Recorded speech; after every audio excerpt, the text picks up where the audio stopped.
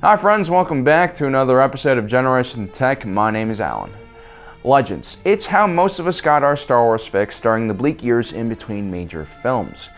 And most of these Legends stories came out in the form of books. Some of these books were designed for the sole purpose of retconning the original films. Others added interesting and important background information that made the galaxy feel that much more alive. And some were one-off stories that pushed Star Wars into new genres like horror or war drama. That's why I love Star Wars. Few franchises have large enough fan bases that can support such a colossal amount of background information and lore. Well, that's a positive way of looking at it. Others feel like this is just Lucasfilms trying to cash in on a very successful franchise. Either way, now that Disney canon is slowly pushing aside Legends, I think it's important we continue to introduce these older stories to new audiences. You see, instead of thinking of canon as true and Legends as false, I think of canon as things that were written in the Star Wars history books, and Legends as the drunken ramblings of that sketchy spice addict who seems to live in your local cantina. Sure, he might have just pissed his pants in front of you, but there's something very honest and reliable about him, and you can't help but listen to his crazy stories.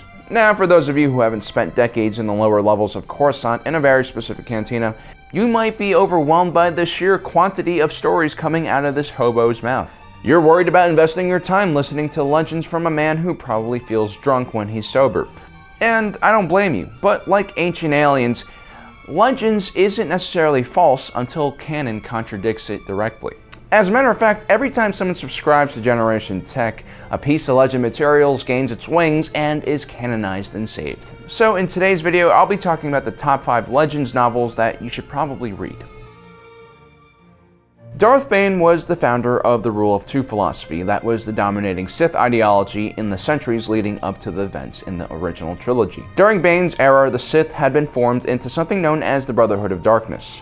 Led by Lord Khan, a former Jedi Master, the Brotherhood of Darkness believed in cooperating for the greater good of advancing their order across the galaxy. The Army of Light, led by the Jedi, opposed them, and open war reigned across the galaxy with thousands of Force users leading soldiers in battles of epic proportions. But Darth Bane saw a fundamental issue with the Brotherhood of Darkness. He realized it was in a Sith's nature to fight for power.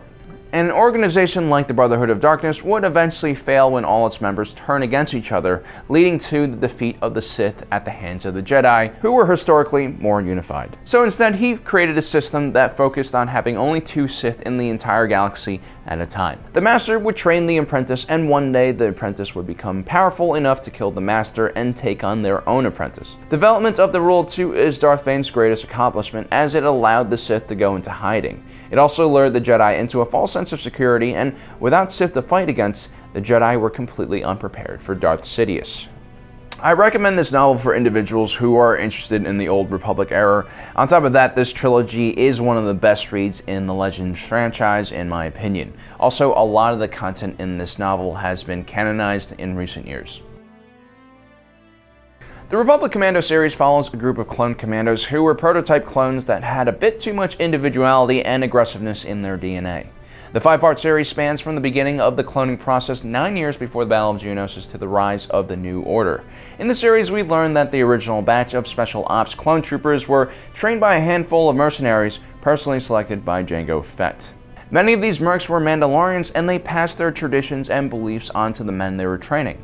And inevitably, many of these trainers developed a parent-son relationship with their soldiers. This series is one of the deepest dives into the world of the clones. We get to see how painfully human these men are, and we see the walking contradictions they embodied. They were the galaxy's most lethal soldiers, yet they had the life experience and naivete of a 9-year-old. And once we learn that these young clones have dreams just like you and I, but will never have a chance to pursue them because of their endangered nature, we die a little inside. Star Wars: The Prequel Trilogy is a story about everyone who betrayed the clones. The Republic Commando series is about the few brave individuals who put everything on line to serve those who were bred to serve others. Karen Traviss has done an excellent job at creating an us versus them environment with the characters and the readers of the book. If you are an individual who has read the series, you now are a Vade, and you alone know how messed up the Republic and the Jedi were.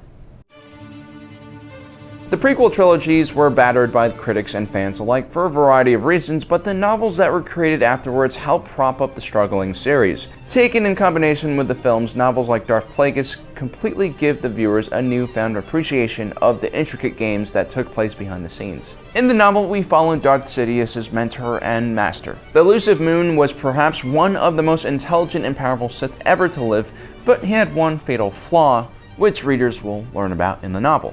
This exciting story mirrors our own world of conspiracies and shows us how shadowy figures are really the ones in control of the galaxy. Perhaps even more importantly, we get to see Palpatine in his younger days developing his skills that he will one day use to rule the galaxy. Darth Plagueis is a long novel, but it's packed with so much interesting information that it's hard to put down. And many of the things in the novel are also now canon. If you're a Palpatine fan or just want to learn more about the politics and scheming surrounding the Clone Wars, this is definitely a book you're going to want to read. Not much is known about the origins of the Jedi in canon, but in Legends we had Dawn of the Jedi, Into the Void, and the comic series that went along with it. We learn about the precursors of the Jedi known as the Jedi, who learned how to channel both the dark and light side of the Force. The series mainly takes place on the planet Tython. Several species have been mysteriously dropped on the planet and without hyperdrives were essentially stuck in the local systems and had created their own society. In this novel, we follow a Force-sensitive ranger on her journey across this ancient world. While her story is forgettable, the setting is amongst the most unique in the Star Wars franchise, and the sheer amount of background information we're given about the origins of the Jedi and the Sith is worth the read alone. I especially recommend this book to individuals who believe that the Grey Jedi will bring true balance to the Force.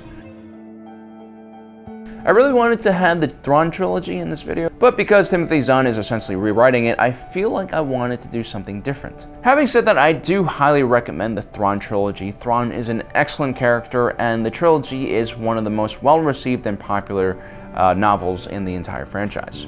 It was even said that the success of the Thrawn trilogy piqued George Lucas's interest in creating the prequel trilogy. Anyway, Outbound Flight is an extremely interesting novel because it shows us some of the rationale of why Emperor Palpatine did what he did. In this novel, we find out Chancellor Palpatine and some of the Jedi have sensed some great threat at the edge of the galaxy. Palpatine approves an extragalactic exploratory Jedi mission led by Master Joruus C'baoth. Palpatine realized that this was a great opportunity to get rid of some really powerful Jedi and also figure out what the hell was going on in the Outer Rim. Along the way, the Jedi expedition runs into Chiss territory, and we see Thrawn in his earlier days as a brilliant commander. The reader eventually finds out what that extragalactic threat is, and all of a sudden, the enormous Imperial fleet and Death Star makes a lot more sense. Not only is this book a great read, it also features many prominent Legends figures. On top of that, in canon, it is now confirmed that Palpatine did indeed sense some kind of powerful presence at the edge of the galaxy, and was later consumed by the obsession to find out what it was. I really like the idea of an extragalactic threat. I think it could bring some new life to the Star Wars franchise and make the next trilogy feel completely different. Well guys, that's our list today. Let me know if you have any Legends novels you recommend. We linked our Amazon influencer page in the description below, so if you guys are interested in the novels we just mentioned, you can find them there, along with some of the other books that we're reading and some of the games we're playing. Whenever you make a purchase through our Amazon influencer page, we do get a small commission at no additional cost to you guys. Don't forget to hit that subscribe and notification button, and a special thanks to all you Patreon supporters out there. If you're on the fence of whether you want to read Legends materials or not, just remember this: every legend has some truth to it. Well guys, thanks for joining us today. If you're watching this, you are Generation Tech.